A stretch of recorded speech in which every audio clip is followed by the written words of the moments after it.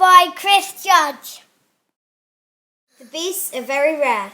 Not many people have heard of them. In fact, they are so rare that there is only one beast in each country, and they don't even know one another. They are very quiet creatures who live alone high in the mountains or deep in the woods. They like nothing more than tending their beautiful garden. Drinking tea, reading a good book, walking in the snow, standing in the rain, baking cakes, and of course, eating them.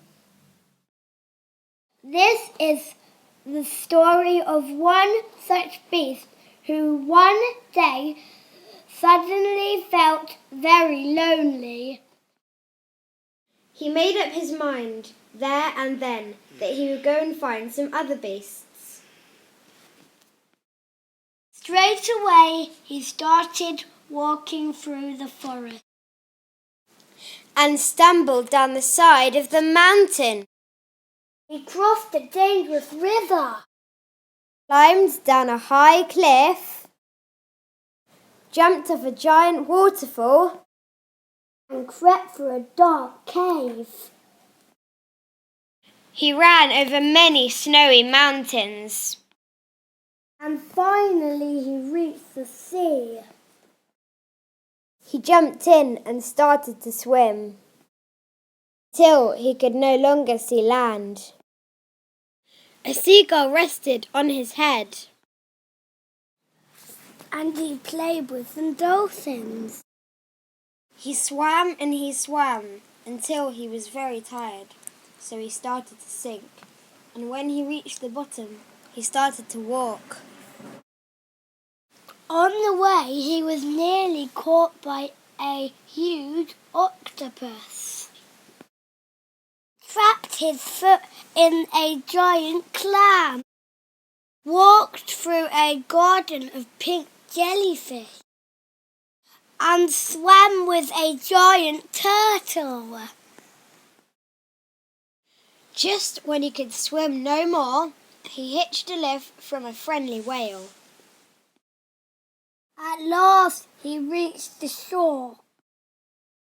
Then he walked and walked and walked and walked and walked until he arrived at the city and saw lots of people, but there were no other beasts. "Hello," he said, but everyone ran away. Curious, the people slowly came back to meet him. And soon the whole city came out to say, "Hello."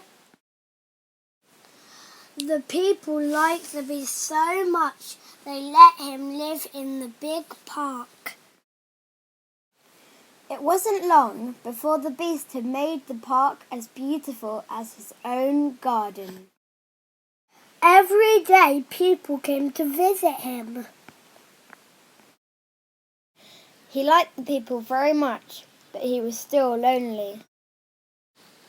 So he decided to talk on the radio and to all the newspapers and on television about his great journey to the city and his search for other beasts.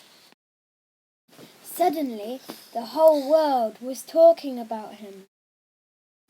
But he still had not heard from any other beasts, and he started to miss his own garden. Late one night, while the people were sleeping, he crept out of the park. Hurrying through the streets, he left the city. He walked and walked and walked until he reached the sea. Then he started to swim until he was very, very tired and sank to the bottom. He walked some more. He trapped his foot and nearly got caught before reaching the shore. He climbed the cliff, crossed the river, and finally found his forest. He was amazed to see so many other beasts in his garden. They had been feeling lonely too and had come from all over the world to find him. They danced through the night, and every night after that, and the beast never was lonely again. The end. By Milo And Eloise.